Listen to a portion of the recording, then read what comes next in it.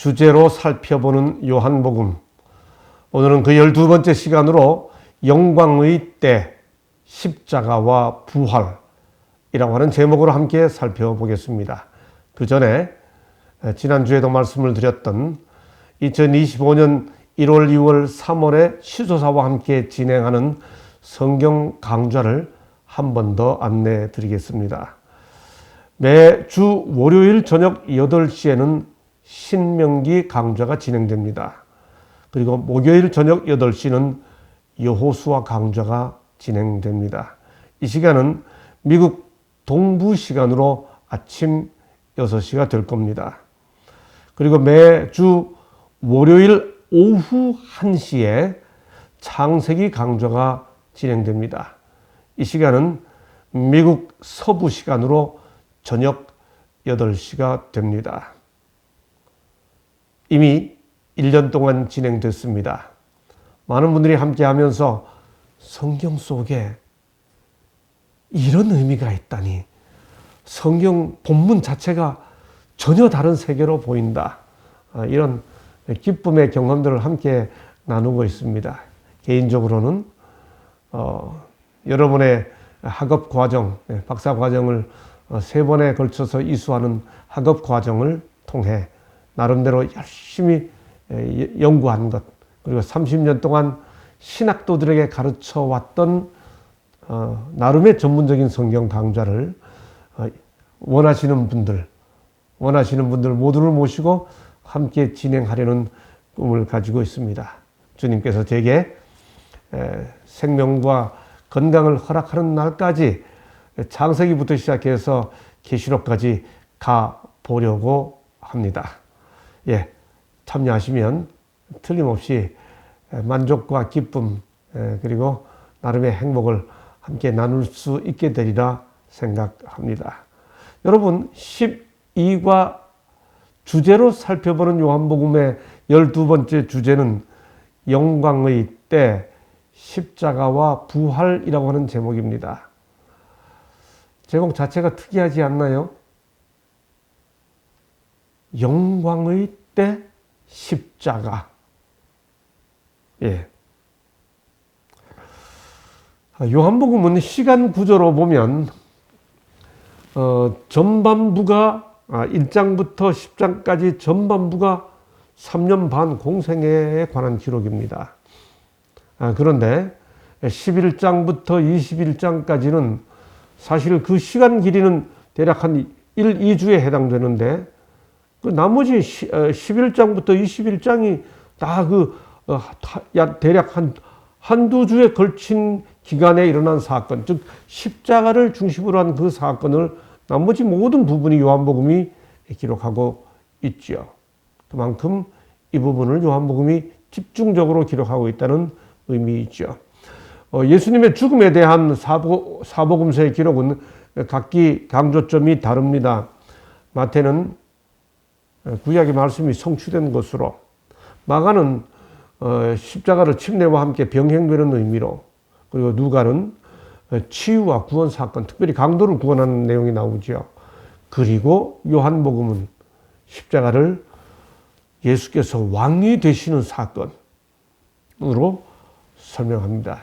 즉위, 영어로 enthronement라고 하는 거죠. 이것은 요한복음에 나타나는 아주 독특한 표현에 근거합니다. 요한은 예수님의 공생애를 소개하면서 종종 그의 때라는 표현을 쓰죠. 예컨대 요한복음 7장 30절에 보면 그들이 예수를 잡고자 하나 손을 대는 자가 없으니 이는 그의 때가 아직 아니라, 이렇게 말씀하고, 요한복음 8장 20절에 이 말씀은 성전에서 가르치실 때 헌금함 앞에서 하셨으나 참는 사람이 없는 것은 아직 그의 때가 이르지 아니하였기 때문이다. 요한복음 12장 27절에서는 직접 예수님께서 그분의 목소리로 나를 구원하여 이 때를 면하게 하여 주옵소서.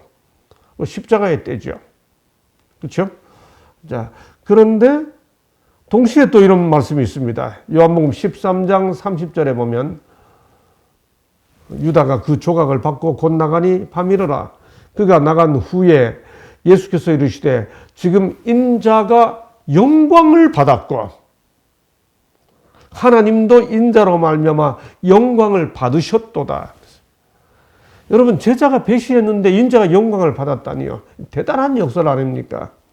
근데 여하튼 요한복음은 이런 장면들, 이런 말씀들을 요한복음이 기록하고 있어요. 다시 요한복음 17장 1절에 보면 예수께서 이 말씀을 하시고 눈을 들어 하늘을 우러러 이르시되 아버지여 때가 이르렀사오니, 예수님의 마지막 중보 기도죠. 아들을 영화롭게 하사, 아들로 아버지를 영화롭게 하옵소서. 그래서 요한복음은 십자가를 예수께서 영광스럽게 되는 것, 즉 주기, 보좌에 오르시는 영광스럽게 되는 그의 때와 연결시켜서, 아직 그의 때가 되지 아니하였습니다. 무슨 때입니까? 사실상 십자가의 때인데 그게 무슨 때예요? 영광스럽게 되는 때라는 거죠. 그런 의미에서 요한복음의 십자가 소개는 정말 독특합니다. 아시는 대로, 아주 상식적으로 우리 모두가 알고 있는 대로 십자가는 로마 시대에 가장 수치스러운, 또 불명예스러운 그 죽음의 방식, 형틀이었습니다. 그런데 요한복음은 바로 이 십자가를 주기의 개념과 연결시키는 아주 엄청난 역사, 그걸 소개하고 있죠. 이제 이번 주는 요한복음 끝장에서부터, 뒷부분에서부터 이제 예수님의 이 마지막 그 십자가와 연관된 사건들을 본문 중심대로 사건을 한번 따라가 보도록 하겠습니다. 이제 진리가 무엇이냐라는 제목으로 일요일 소재를 살펴보겠습니다. 빌라도의 재판 장면이죠. 유대인 군중들이 예수를 끌고 가야바에게서 총독 관정으로 갑니다. 6월절이기 때문에 유대인들은 더럽히지 않기 위해서 들어가지 않죠. 그래서 빌라도가 밖으로 나옵니다.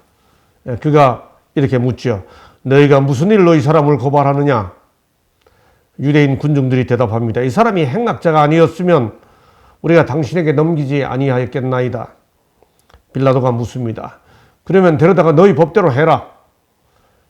군중들이 대답하지요. 우리에게는 사람을 죽이는 권한이 없나이다. 요한복음 18장 28절로 31절입니다.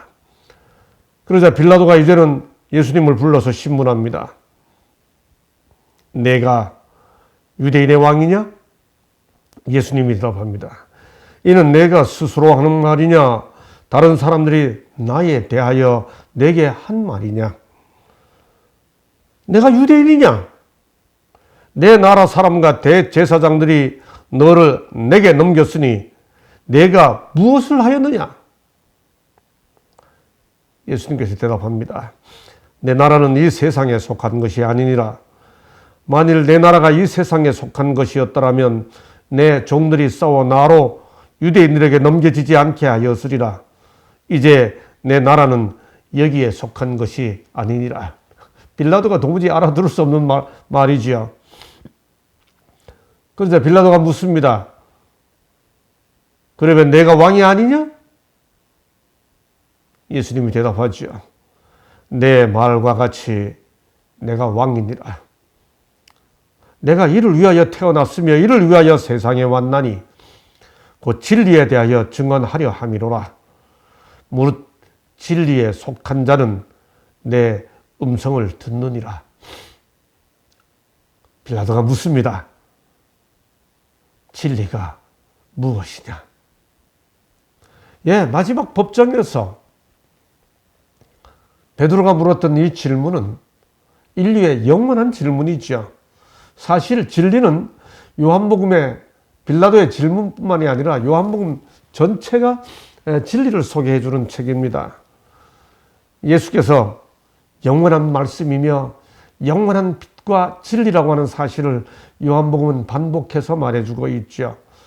요한복음 1장 14절에 의하면 예수는 은혜와 진리가 충만한 분입니다.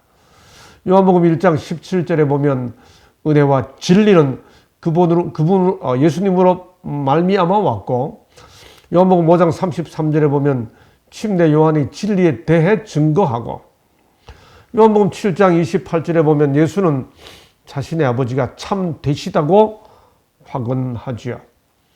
8장 40절에 보면 예수 자신도 아버지로부터 진리를 들으셨다고 말하고 14장 6절에 보면 친히 내가 곧 길이요 진리요 생명이라고 말씀하시고 요한복음 17장 17절에 보면 아버지의 말씀은 진리니이다.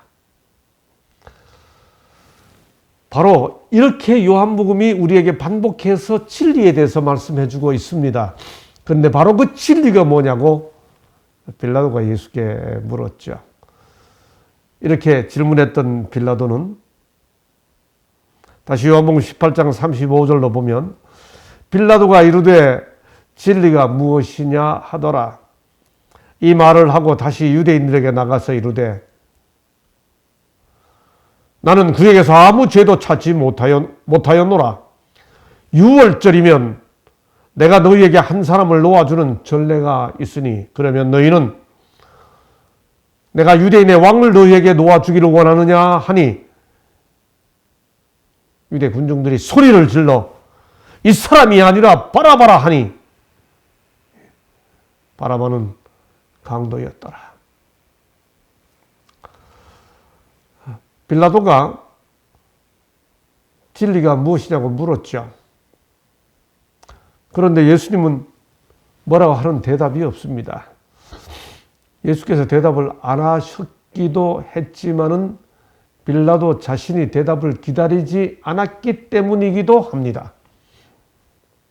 예수께서 대답하지 않으신 것은 질문이 틀렸기 때문이에요. 이미 우리가 살펴본 것처럼 내가 곧 길이요 진리요라고 말씀하신 주님이시기 때문에 내가 진리냐라고 물었더라면 내가 말한 바와 같이 내가 진리니라 대답하셨을 겁니다. 그런데 무엇이 진리냐 이렇게 물었습니다. 네. 뿐만 아니라 이렇게 물었던 빌라도가 하도 밖에서 군중들이 고함을 치고 소란스럽게 하니 야 시간이 급하네 이런 생각이 들어서 제사장들이 하도 재촉을 하니까 대답 듣기도 전에 질문해놓고 나가는 거죠. 시대의 소망 727페이지의 설명처럼. 그래서 나갔더니 군중들이 뭐라 그랬어요. 빌라도는 좀 예수님을 놔주고 싶은 마음에 내가 한 사람 너네들의 명절에는 내가 한 사람 놔주는 전례가 있다. 유대인의 왕을 놔주랴? 그랬더니 이 군중들이 누굴 놓으라고 그래요? 바라바를 놔달라고 그럽니다. 그래서 군중들의 그 요구를 들은 바라바가 들어와서 이에 빌라도가 예수를 데려다가 채찍질하니라. 그리고 군인들이 가시나무로, 물론 이건 빌라도가 직접 채찍한 게 아니라 시킨 거지요. 군인들이 가시나무로 관을 엮고 그의 머리에 씌우고 자색 옷을 입히고 앞에 가서 이르되 유대인의 왕이여 평안할지어다 하며 손으로 때리더라. 요한복음 19장 1절 3절. 포독이죠. 조롱이죠. 유대인의 왕이여 평안하라. 로마의 군인들이 예수님을 이렇게 모욕하는 장면이죠. 빌라도는 그렇게 군인들에게 예수를 모욕하도록 한 다음에 다시 밖으로 나갑니다. 빌라도가 다시 밖에 나가 말하되 보라 이 사람을 데리고 너희에게 나오나니 이는 내가 그에게서 아무 죄도 찾지 못한 것을 너희로 알게 하려 함이로라 하더라. 그렇게 한 다음에 예수께서 가시관을 쓰고 자색옷을 입고 나오시니 빌라도가 그들에게 말하되 보라 이 사람이로다. 이게 라틴어로 그 유명한 에체 호모.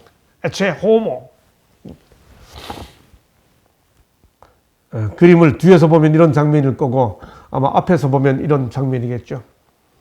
보라 이 사람이로다. 예, 그러자 군중들이 어떤 반응을 보였습니까? 이 사람 죄 없어. 빌라도는 그렇게 말하고 싶었죠. 근데 군중들이 뭐라고 말합니까? Crucify him! Crucify him! 십자가에 못 박으소서. 십자가에 못 박으소서. 빌라도가 무슨 설명할 겨를이 없습니다. 빌라도가 다시 말합니다. 너희가 친히 데려다가 십자가에 못 박으라. 나는 그에서 죄를 발견하지 못했다. 유대인들이 다시 말하죠. 우리에게 법이 있으니 그 법대로 하면 그가 당연히 죽을 것은 그가 자기를 하나님의 아들이라 함이니이다. 신성모독이라는 거죠. 근데 우리에게는 실정법상 사형 제도가 없지 않냐라고 하는 거죠. 빌라도가 군중들의 이 말을 듣고 더욱 두려워하여 다시 관정에 들어가서 예수께 말합니다. 너는 어디서 왔냐? 예수께서는 아무 대답하지 않으십니다. 기다리던 빌라도가 예수께 다시 말합니다. 내게 말하지 아니하느냐? 내가 너를 놓을 고난도 있고 십자가에 못 박을 고난도 있는 줄 알지 못하느냐? 예수께서 대답하십니다. 위에서 주지 아니하셨더라면 나를 해할 권한이 없었으리니 그러므로 나를 내게 넘겨준 자의 죄는 더 크다 라고 하셨습니다. 빌라도가 알아들을 수 없는 말이죠. 예수님과 빌라도의 대화의 차원이 전혀 다릅니다. 성경 본문 요한복음은 이렇게 말합니다. 이러므로 빌라도가 예수를 놓으려고 힘썼으나 유대인들이 소리 질러 이르되 이 사람을 놓으면 가이사의 충신이 아니니이다. 무릇 자기를 왕이라 하는 자는 가이사를 반역하는 것이니이다. 압박이죠. 한 사람의 통치자를 향한 군중들의 압박입니다.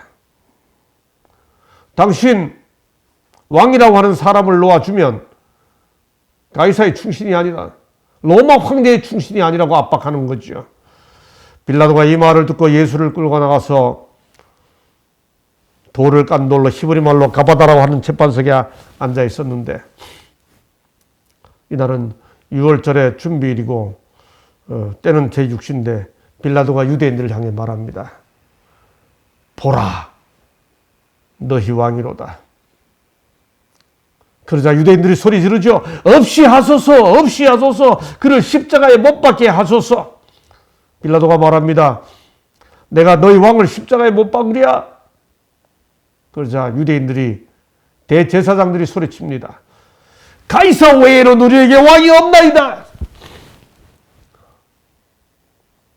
참 악랄하죠. 이 장면들 있는 그대로 살펴보면. 이에 예수를 십자가에 못 박도록 그들에게 넘겨줍니다. 시대의 소망 738쪽은 이 장면을 이렇게 설명합니다. 빌라도는 예수를 구하려고 했었다. 그러나 자신의 지위와 명예를 지속하기 위해서는 그렇게 할 수 없음을 알았다. 그는 자신의 세속적 권력을 잃어버리기보다는 차라리 무죄한 생명을 희생시키는 편을 택했다. 얼마나 많은 사람들이 빌라도처럼 손실과 어려움을 피하기 위해 원칙을 희생하고 있는가. 빌라도의 재판은 우리들에게 참 많은 것을 생각하게 해주죠. 이렇게 해서 사람들이 예수를 이제 맞게 되었습니다. 예수께서 십자가를 지시고 골고다로 나가십니다. 그들이 거기서 예수를 십자가에 못 박습니다. 다른 두 사람도 그와 함께 좌편에 못 박으니 예수는 그 가운데 있습니다. 그 다음 기가 막힌 말. 빌라도가 패를 써서 십자가 위에 붙이니 위에다 뭐라 붙였어요? 나사렛 예수, 유대인의 왕, 이걸 히브리어와 로마자와 헬라말로 기록했죠. 유대인의 대제사장들이 빌라도에게 이르되 유대인의 왕이라 쓰지 말고 자칭이라고 써달라 하는 게 빌라도가 뭐라 대답합니까? 내가 쓸 걸 썼다. 여러분, 히브리어와 헬라말과 로마자로 써있던 나사렛 예수 유대인의 왕이라고 하는 이 글은 참 의미가 깊죠. 와이슨 시대의 소망 745쪽에서 이 사건을 이렇게 설명합니다. 예수님의 머리 위에 패를 붙이도록 한 것은 빌라도나 유대인들보다 더 높은 권세에 의하여 지시된 것이었다. 그것은 하나님의 섭리 가운데서 생각을 일깨우고 성경 말씀을 연구하도록 할 것이었다. 예, 빌라도는 정말 그의 뜻과 다르게 예수님의 본분에 대해서 나사렛 예수, 이스라엘의 왕, 유대인의 왕, 나사렛 예수 유대인의 왕,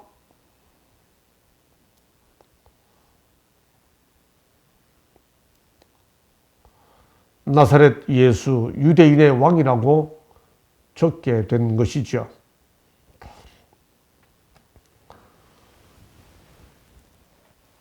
그 십자가 위에서 놀라운 사건이 일어나죠.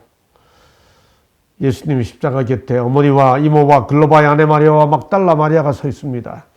그때 예수께서 내려다 보시면서 여자여, 이 말은 일반어가 아닙니다. 그 당시에 존칭어입니다. 보소서 아들입니다.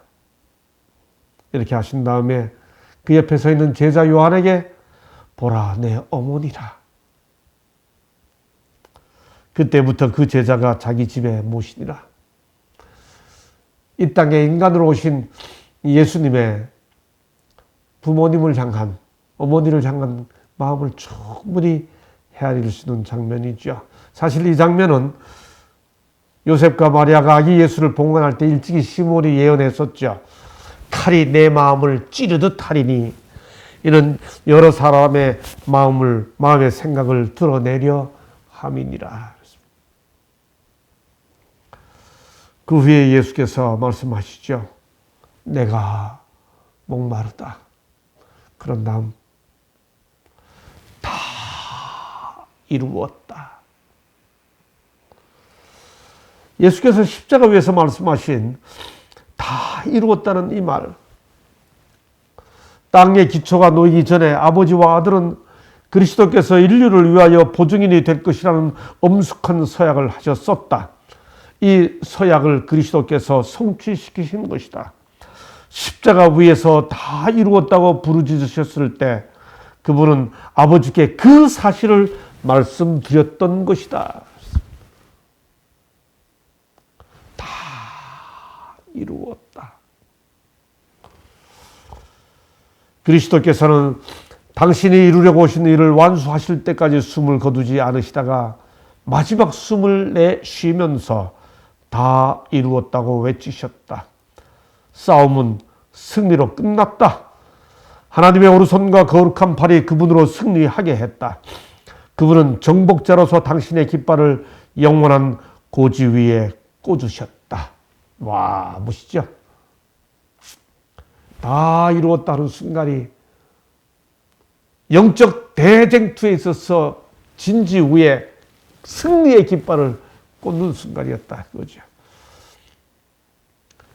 그런 의미에서 십자가는 예수께서 보좌에 오르신 즉위의 순간, 그때가 되었다는 것이 요한복음이 기록하고 있는 십자가의 때입니다. 그 사건은 부활로 입증되죠. 안식 후 첫날, 요한복음 20장입니다. 안식 후 첫날 일찍이 아직 어두울 때에 막달라 마리아가 무덤에 와서 돌이 무덤에서 옮겨진 것을 봅니다. 그런데 시몬 베드로와 예수께서 사랑하시던 그 다른 제자 요한, 자기 자신이죠. 베드로와 요한에게 달려갑니다. 막달라 마리아가 무덤에서 굴려진 것을 보고, 이 요한복음은 막달라 마리아만 기록하고 있습니다만 다른 복음서를 보면 여자들이죠. 요한복음은 막달라 마리아에다 초점을 맞추고 있습니다.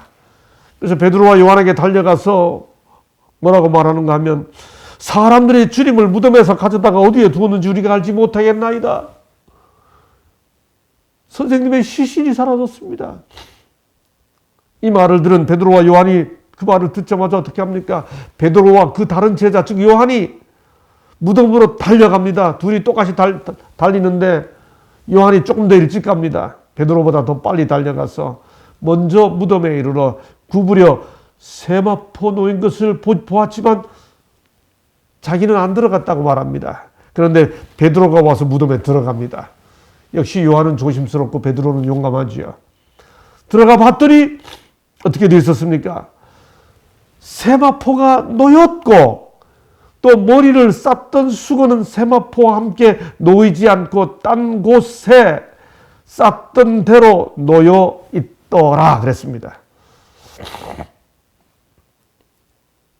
세마포가 놓였고 또 머리를 쌌던 수건은 세마포와 함께 놓이지 않고 딴 곳에 쌌던 대로 놓여 있더라 그랬습니다. 그걸 보자. 요한복음 20장 10절에 보면 그때에야 무덤에 먼저 갔던 그 다른 제자, 즉 요한 자기 자신도 들어가 보고 뭐라고 말합니까? 믿더라 그랬습니다. 이게 누구 이야기예요? 요한 자기 자신 이야기입니다.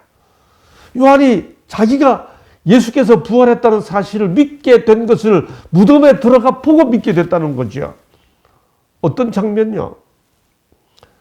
그런데 그때 자기 자신들의 상태를 요한은 요한복음을 기록하면서 이렇게 설명합니다.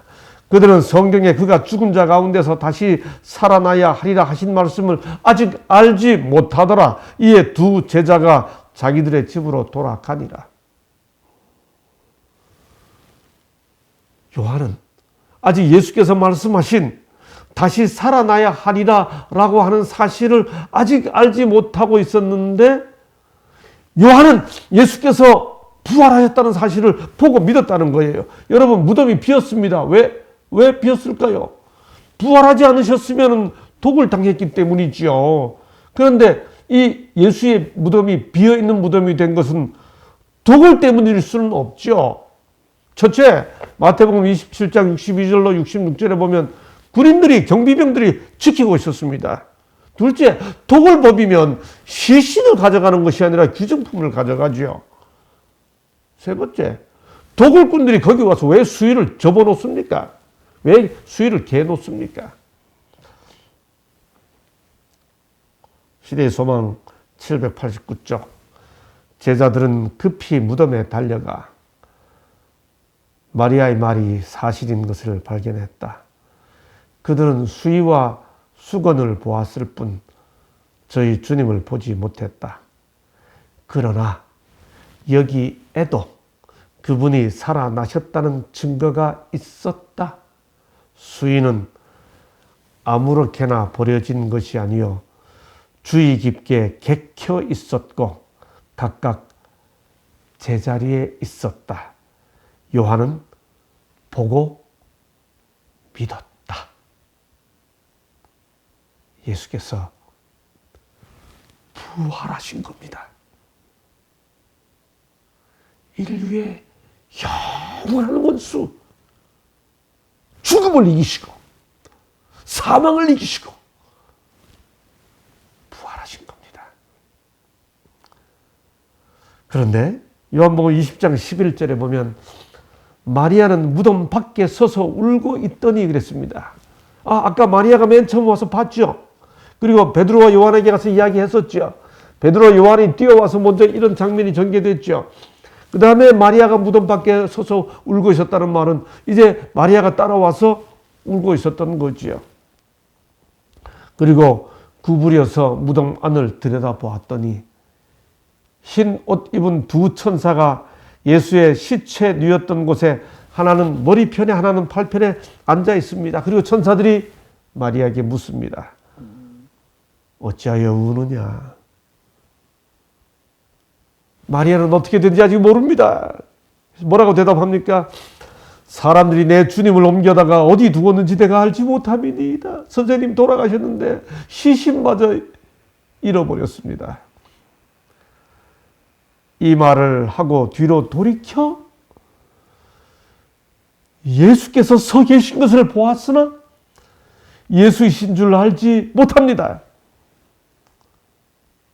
예수께서 마리아에게 말합니다.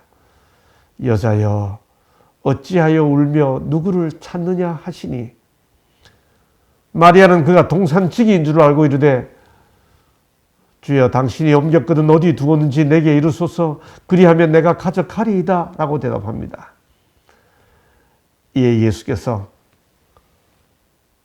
마리아야 합니다. 마리아는 그 음성을 듣는 순간 알아듣습니다.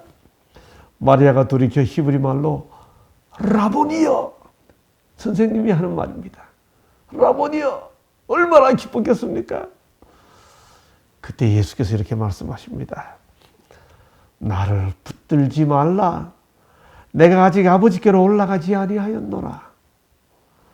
너는 내 형제들에게 가서 이르되 내가 여러분 예수께서 부활하신 다음에 제자들에게 전하라고 하시는 첫 말씀입니다. 저는 이 말씀이 너무 좋습니다. 내 아버지 곧 너희 아버지, 내 하나님 곧 너희 하나님. 여러분 예수께서 이 땅에 오셔서 이루신 모든 구속사업, 십자가 곧 고난과 부활의 그 모든 사건은 결국 내 아버지를 너희 아버지로, 내 하나님을 너희 하나님으로 하기 위한 것이죠. 가서 말해라. 내 아버지 곧 너희 아버지, 내 하나님 곧 너희 하나님께로 올라간다 하라 하시니 막달라 마리아가 가서 제자들에게 내가 주를 보았나이다 하고 또 주께서 이렇게 말씀하셨다 하고 전합니다. 이 장면에 대해 초기 문제 187쪽은 이렇게 말합니다. 예수께서는 당신의 특유한 하늘의 음성으로 마리아야 라고 부르셨다. 그녀는 그 사랑스러운 목소리에 익숙해 있었으므로 주여 하고 부르짖으며 너무 기뻐서 그분을 껴안으려고 하였으나 예수께서 막으시면서 나를 만지지 말라. 내가 아직 아버지께로 올라가지 못하였노라.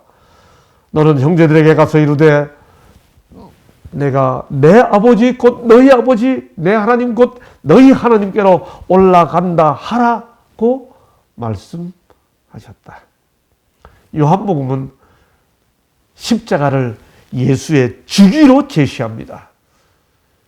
요한복음은 십자가를 그의 때 개념과 함께 연결시킵니다. 이래서 십자가는 가장 불명예스럽고 가장 수치스러운 죽음의 방식이었던 십자가는 구원의 표상, 즉위의 개념이 연결되는 복음의 상징으로 바뀌었습니다. 십자가는 수치와 고난의 때가 아닙니다. 영광의 때, 십자가와 부활. 이 아름다운 복음의 기별이 오늘 이 하루 또다시 우리에게 소중한 생명의 복음이 되기를 간절히 바라면서 오늘 교과 말씀은 여기서 마치겠습니다. 감사합니다.